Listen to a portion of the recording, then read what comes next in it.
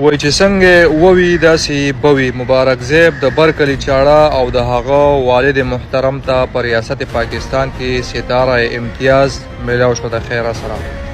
کاش د دغه ورکوټ ستارې په ځای باندې تا دا سوال اوچت کړی وی په دغه خلقو په مخ کې چې د لاکاو خلکو په زړونو کې اوسېدونکی شهید ریحان زیب د هغه قاتلان دی گرفتار کړی شي. 2-3 کاله وشو د هغه قاتل ولې نه دی گرفتار کړی شوی.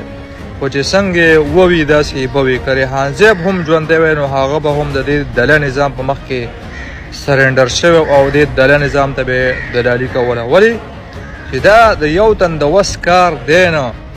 دغه شانتې دلګان چې په دې خاوره باندې ژوندي خپل شهیدان خرڅوي، خپل وروڼه خرڅوي، خپل اولاد خرڅوي. نن یو پلار راپاسېد په ورکوټ شانتې ستاره باندې خپل زوی خرڅ کو او د ده زوی خپل رور خرڅ کو د وزارت لپاره.